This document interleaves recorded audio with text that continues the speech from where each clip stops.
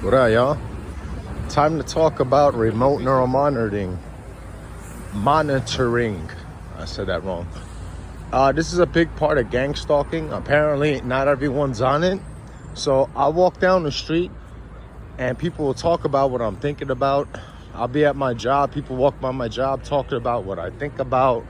You know, wherever the gang stalkers follow me, they use R&M to make me think they know what I'm thinking. Not only that, but they also have memories of your reaction.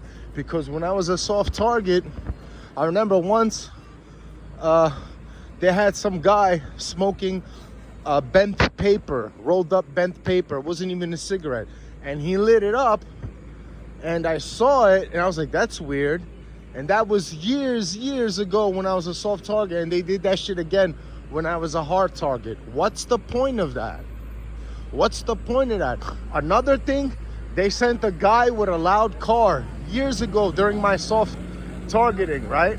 And he passed by me when I was standing outside, and he slowed down to say something to me, and I was like, man, they putting honey traps around here. I was like, yo, nice car.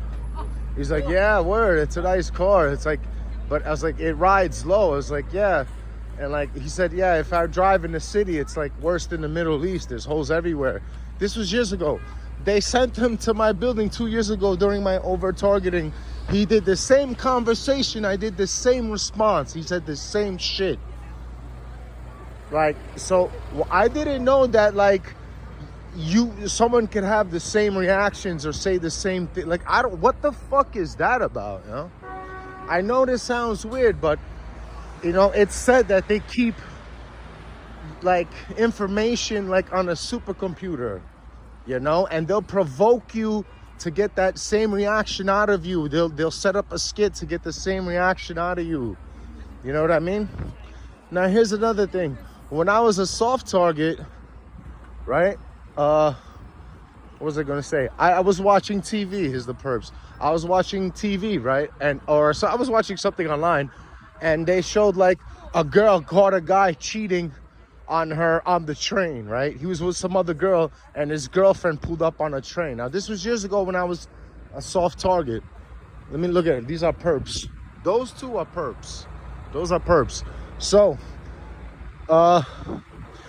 then, like a day later, I was on the train and the same shit happened. A couple was on the train and the girlfriend of the guy came on that train and they started arguing, right? That was orchestrated when I didn't even know what gang stalking was. Yeah, low life ass fingers. And, you know, I wasn't even a hard target. So what's the point of that? What does that have to do with pedophilia, being violent, and being a terrorist? What does that have to do with anything?